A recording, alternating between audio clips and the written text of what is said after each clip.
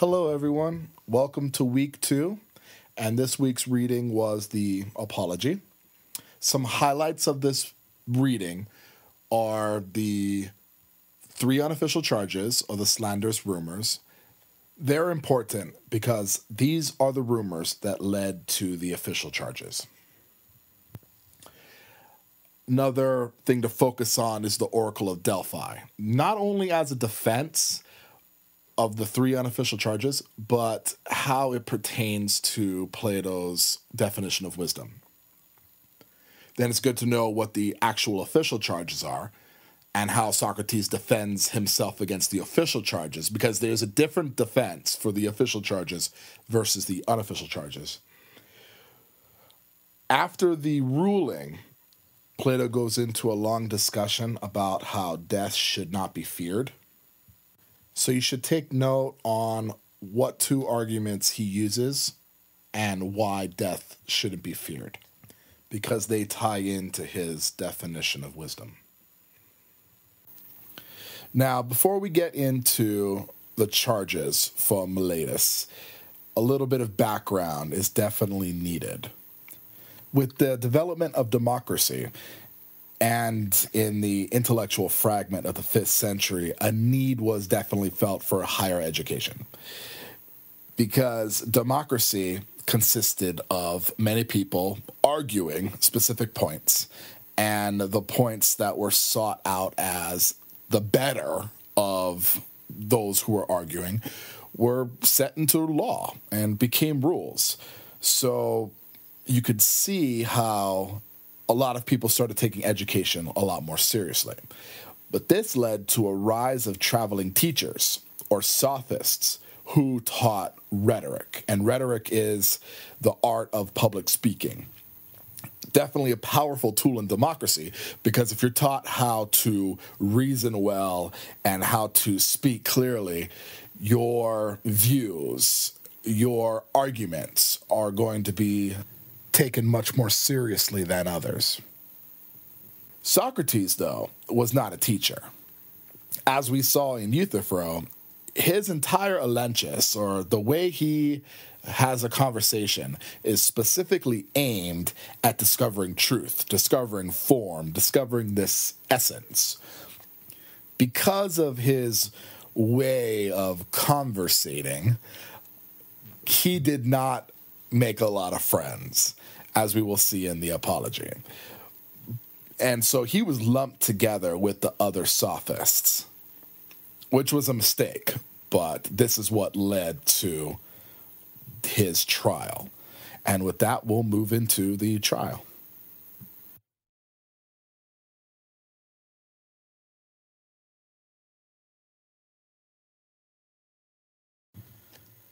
Before Socrates hears out the official charges, he wants to address rumors or allegations that have been going on since these politicians he's surrounded by were young, because he's been slandered well before it got to trial. So Socrates says, before I hear these official charges, I feel I need to defend myself against those rumors you have heard since you were young. The first unofficial charge, or slanderous rumor, is that Socrates investigates the things beneath the earth and in the sky, but does not acknowledge the gods. So this is a form of impiety, or certain kind of atheism, if you think about it, because they're specifically saying that Socrates does not believe in the gods. The second unofficial charge is that Socrates is someone who makes the weaker argument the stronger. And you hear that and you think, well, how can somebody be charged for speaking? Again, remember that in this time, because of democracy and how powerful democracy was in ancient Greece, those who could argue in a specific way to make arguments seem weaker when everybody believes that they're stronger is like a tool that is scary to some people. And they blame Socrates for this because of the way Socrates asks questions. Think about Euthyphro. In the Euthyphro himself thought he had a definition of holy or piety. But upon hearing Socrates and the way Socrates asked him questions and investigated on what actual piety means, Euthyphro's definitions, Euthyphro's arguments fell by the wayside. Every single one was found deficient in some way or another. So they believe the way Socrates uses his rhetoric is criminal because he makes the weaker argument or the weaker side the stronger. So now that we have a good grasp of what they mean by the second charge, let's move on to the third accusation. These are all unofficial. Socrates teaches these things to others. Basically, he's corrupting the youth. And that really doesn't need to be explained too much. You all know what it means to corrupt the young. They believe that he teaches this rhetoric of making the weaker argument the stronger, and the investigating the things beneath the earth and in the sky. He teaches these things to other people, or specifically the youth. So we'll see how Socrates defends himself. Socrates begins his defense against the unofficial charges by telling a story that we call the Oracle of Delphi. But what's really interesting about this story is not only is it a defense against all three charges at once, and we'll go into that much more detail, but it also shows a specific definition of what Socrates believes wisdom is. So with that, the Oracle of Delphi goes like this.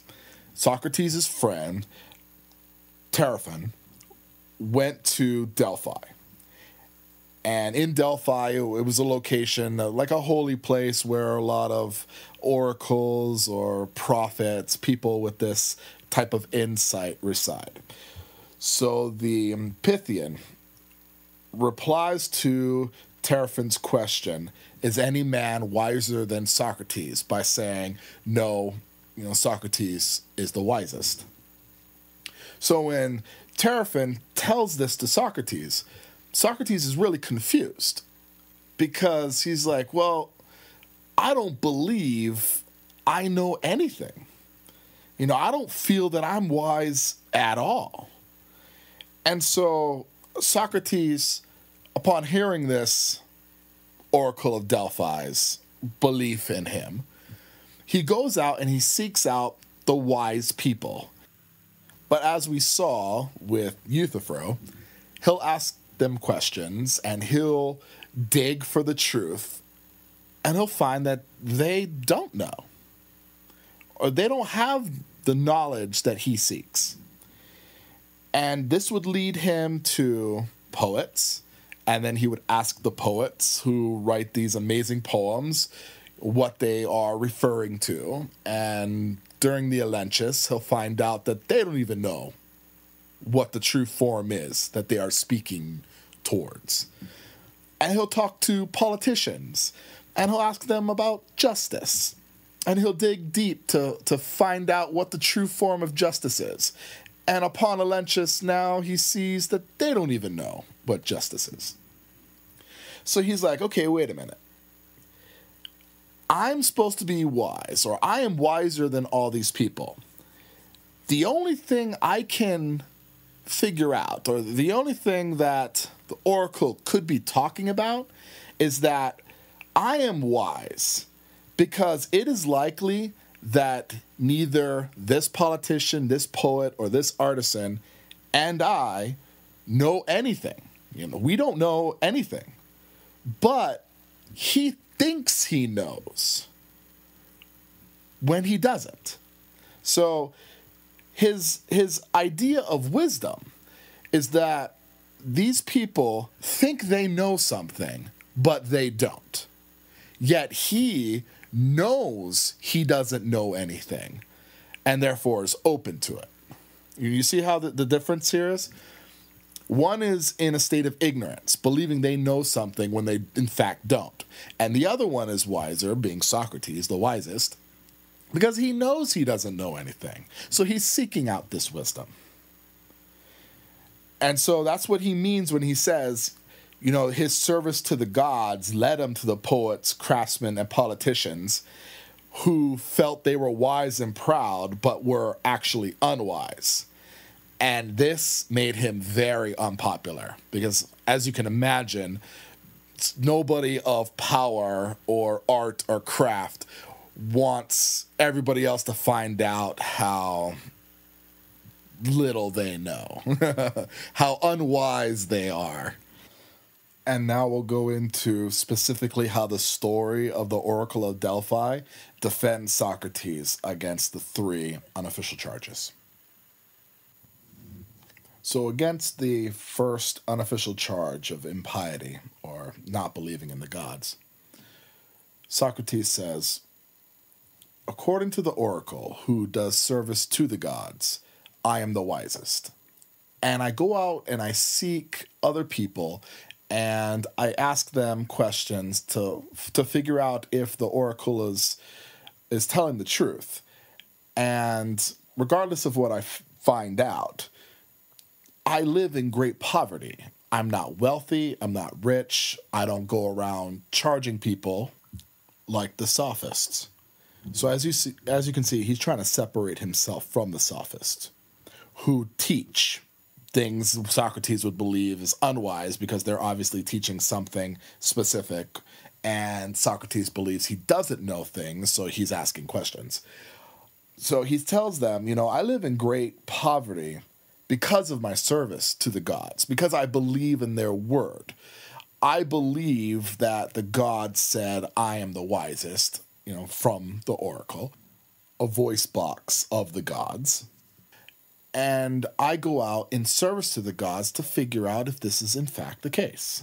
So against the first charge of impiety, the Oracle of Delphi is a certain defense because Socrates obviously believes in the gods' words here.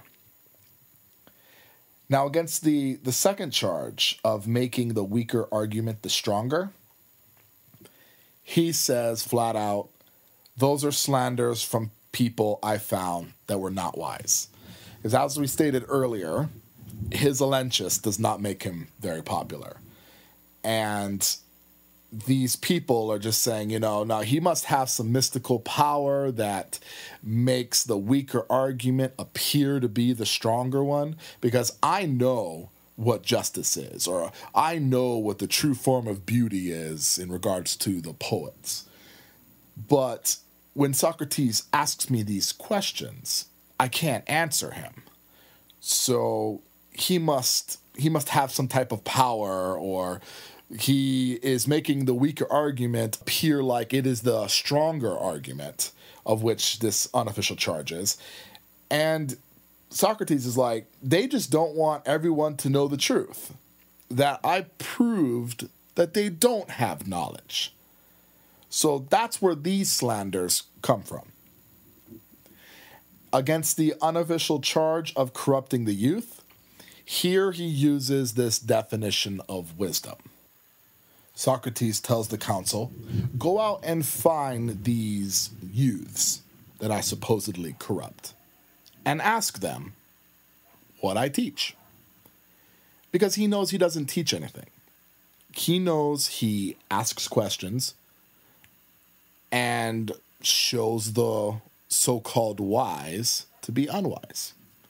Now you can imagine how entertaining this must be as a youth in the Agora, a place where people would gather and often debate and share information.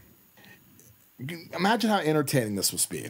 A person walks around and they believe they know a lot, or they're the wisest around, and then here comes Socrates and he asks them questions that they should know if they are in fact wise. For example, like a poet who writes a poem about beauty in all its form.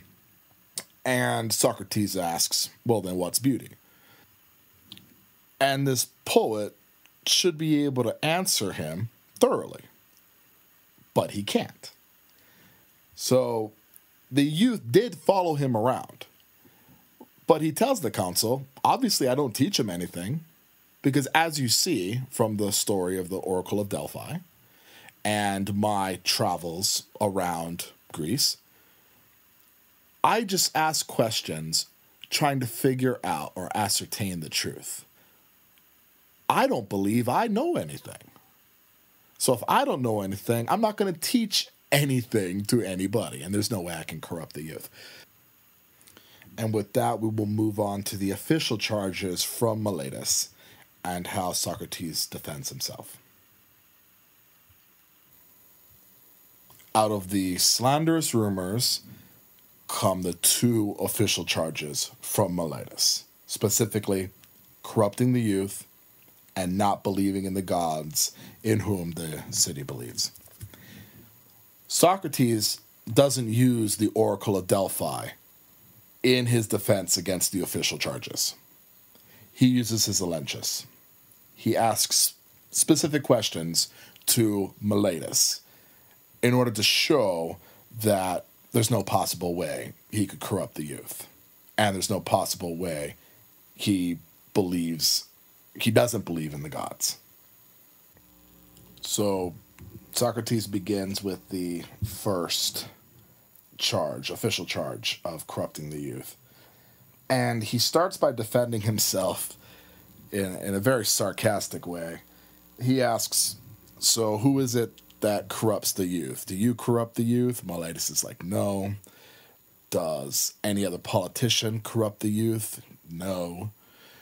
Does any poet, does anybody else in Athens corrupt the youth? Meletus says no. So Socrates says, all of Athens seems to make young into fine good men except for me, and I alone corrupt them. If that were true, that only one man corrupts, then Athens would be a very happy state of affairs, because then they would only have one person that's doing harm. While this was a very interesting, sarcastic remark and an obvious troll to Meletus, the true defense starts when he says, tell us whether it is better for a man to live among good or wicked fellow citizens. And Meletus says, well, certainly it's better for a man to live amongst good and instead of the wicked. And then he asks something else. He says, does any man exist who would rather be harmed than benefited by his associates? He's like, Meletus is like, well, of course not. And he's like, well, if you follow this then, am I such a moron? Am I so ignorant that I do not realize that by corrupting fellow citizens, I am doing harm to myself? And he's like, I don't think you are going to get anybody to believe that I am so ignorant as to hurt myself. So either I do not corrupt the young, or if I do so, I do it unwillingly, because obviously nobody's going to willingly hurt themselves. And so that's really his first argument against the unofficial charge of corrupting the youth. That either I do not corrupt the young because no man would be willing to do harm to themselves, or if I do so, I do it unwillingly. Socrates then starts with his defense against the official charge of impiety. And this is a much more sound defense than corrupting the youth. Socrates starts by clarifying something. He says, what is it that you mean that I do not believe in gods at all? And this is what I teach to others. He basically wants Meletus to commit here and say that I believe that you do not believe in the gods at all. Not one single god, no gods at all, complete atheist. So he says, okay, does any man, Meletus, believe in human activities that does not believe in humans.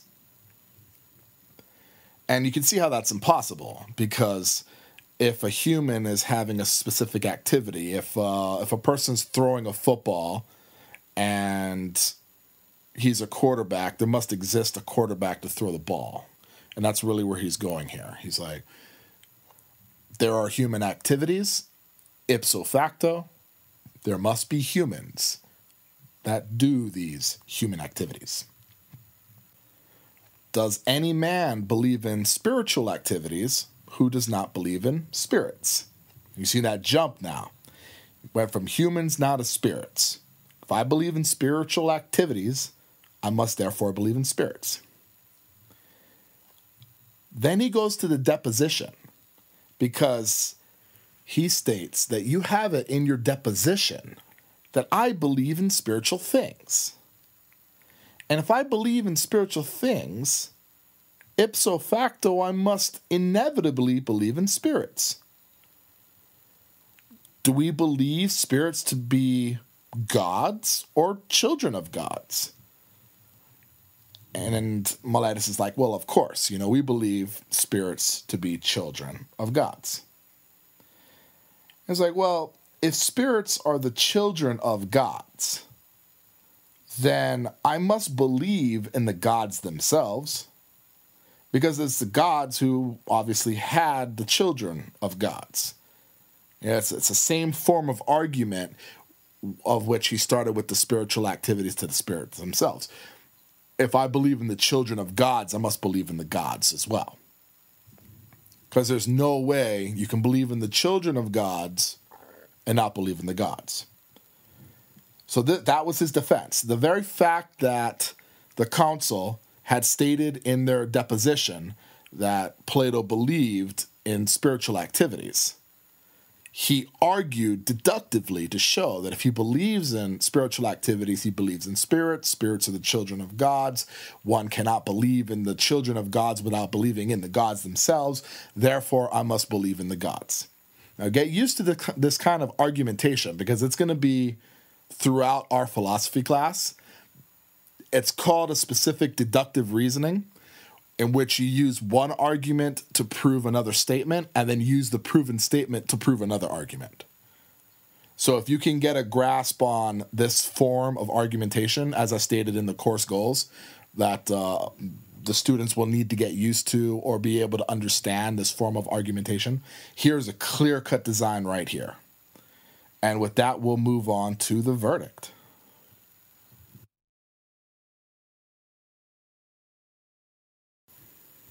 Actually, before the sentencing, I wanted to put up these slides so you can really see Socrates' commitment to philosophy and kind of how he views philosophy.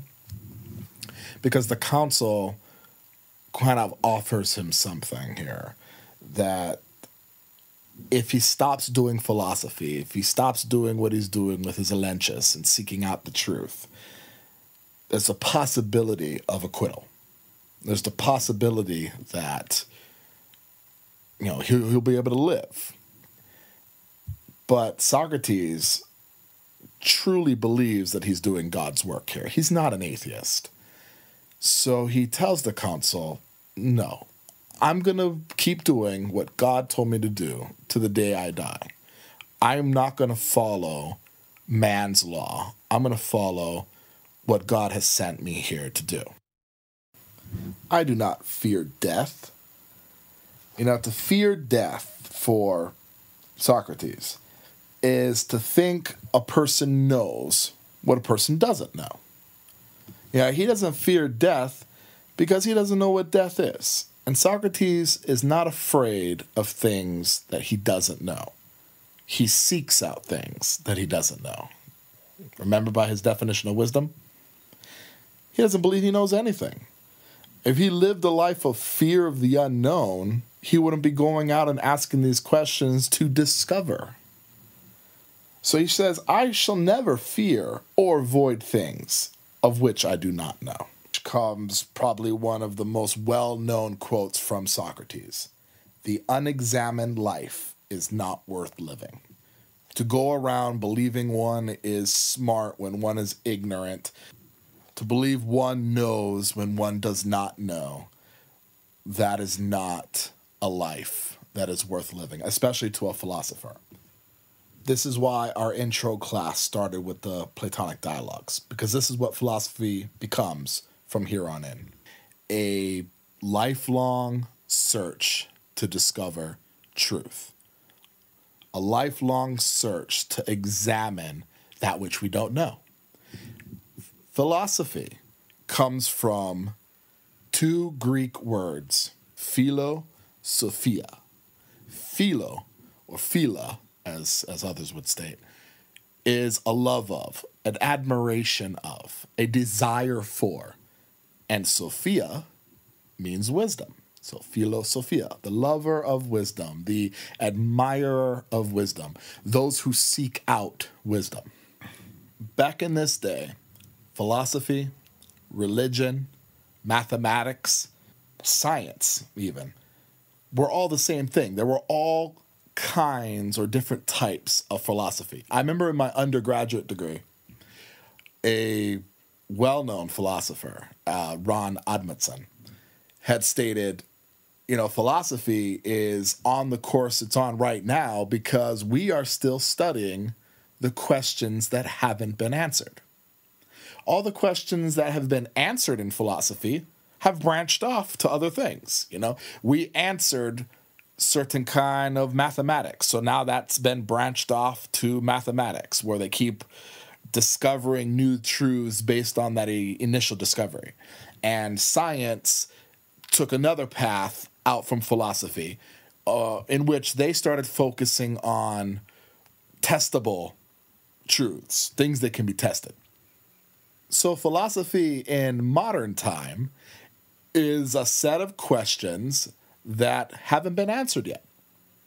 Some believe are unanswerable, because the more answers we have, the more questions we create.